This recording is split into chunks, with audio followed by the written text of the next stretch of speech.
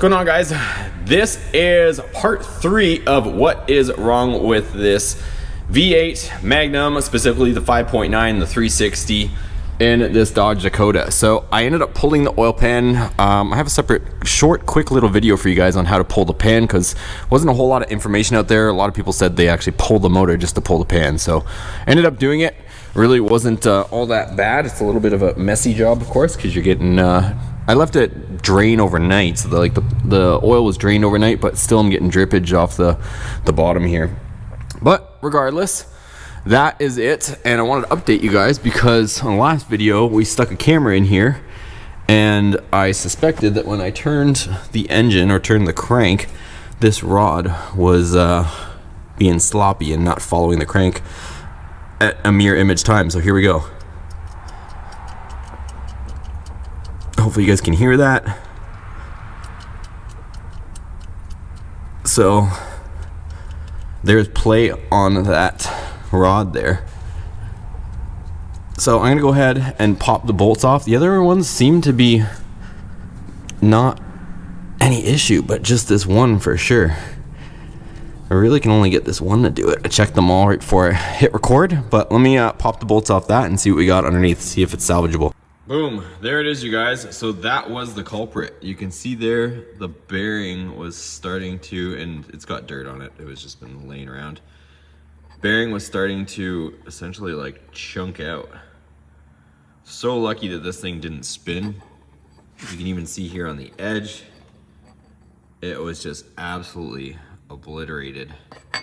And yeah, same thing, just missing material from everywhere. So that's why this thing was getting so loose. Again, luckily it didn't spin, but this was the one that had a ton of play on it. Okay, so it's a few days later and all the parts showed up. So we've got a new Felpro oil pan gasket. This thing looks a lot better than the one that's on there. It's got a lot of grooves and channels to try to keep everything in there, but we're also gonna put a little bit of RTV on the front and the back, like the 4 corners. So we'll do that at the end. Obviously, I got a little bit of emery cloth to polish up that one spot on the crank. Got some assembly lube, and then I got some standard size bearings. So we're gonna go ahead and slap this all together. Right now, we got Josh over here helping me out. So he just took off the old oil pan gasket, and then we are going to see if we can polish up that one part, the one with the bad bearing, and then we'll move on. All right, so Josh just finished cleaned up the gasket there. I'm gonna use some 600 grit emery cloth and get it cleaned up. Okay, so I got my emery cloth. This is 600 grit again, you guys, and it is making quick work of cleaning this up. So I don't know if you guys can see that. It's got a little bit of, nothing too crazy, like nothing you can really hang your fingernail on. If you could, then you probably have to get the crank serviced, but this is actually making quick work of it. So I'm just gonna keep working this away, and I'll show you guys the end result after I spend a few minutes with this emery cloth. Raining engine gravy.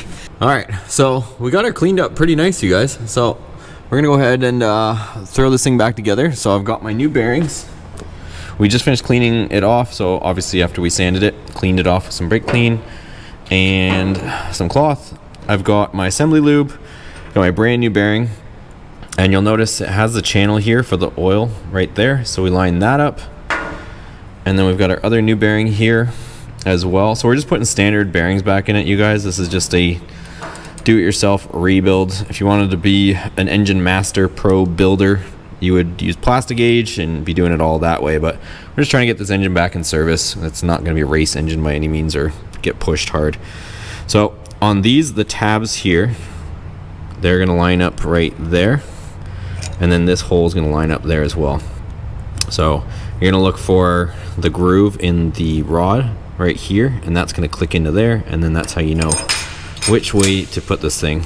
Is these 2 tabs are going to be on this side, the 2 half circles are going to line up with each other, and then you're going to fit it in like that. So that's the plan. We'll get some assembly lube on this and get it in, and then we're going to put on our rod nuts and torque everything down to spec. Okay, so we got assembly lube on everything, and I got our new bearings on, so we're gonna go ahead and slap the cap on. Get this stupid thing back together. All right, look, I haven't even tightened the bolts yet, and I cannot move these caps or rods by hand, which you shouldn't, but if you guys have been following along, you know that you could physically slap this thing around. So We're off to a good start, boys. Let's get this thing done. Okay, so we're doing the next ones. The rest of them seem to look half decent, but we're changing them all out because some of the bearings don't look the freshest, if you guys can see that, but at least our crank looks okay. So just gonna keep swapping them out. Same procedure, you guys. Take it out, put the new bearing on, lube it up, throw it back on, torque to spec, and then sender. All right, guys, so we're on our last two right here. So we just finished cleaning everything up, and everything was going pretty smoothly. So the worst one was the one that was making the noise here. So we're gonna get these two together, and I think the most exciting part of this video is probably gonna be us starting it up and hopefully not hearing any noise. So we're gonna get to that part. Okay, so I just put some RTV in the four corners. So there, and then at the seams in the front. And now we're gonna go ahead, throw the gasket on, put our pan on, torque it down, and get this engine back down. Okay, so engine's back down. You guys didn't miss anything.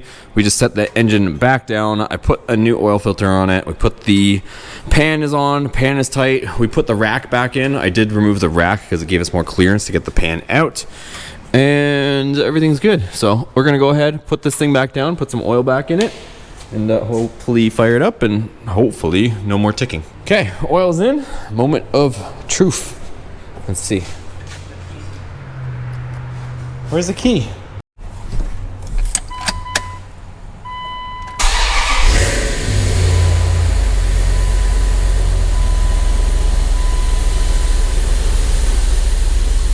Good oil pressure.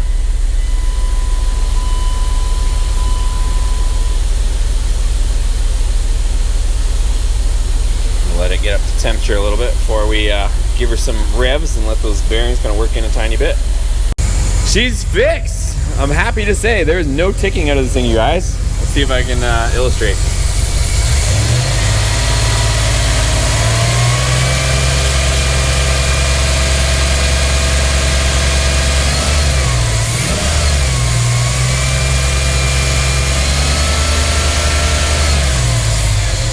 Nothing. Sounds healthy as ever. Okay, guys, so we ran the engine for probably about 20 minutes, and she is perfect. No issues, no weird noises now. So super happy to say that it was just the bearings.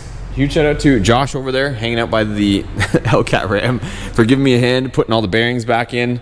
That repair, I'll link everything down below if you ever want to, maybe, hopefully you don't have to ever do this, but just in case you do, it only cost me about $50. It was about $20 for the Felpro oil pan gasket. It was about $21 for new standard size bearings, and then I spent, I think, like maybe $10 on assembly lube. So it was really all it took to get this done, and I'm happy that now she sounds good. So everything's good. If you guys enjoy this, give it a thumbs up. Check out the other videos. If you guys haven't seen how we got to this point, I have a couple other videos leading up to this, the diagnosis and how we found out the issue before we ultimately ended up changing the rod bearings. So thanks for watching. I'll see you guys on the next video.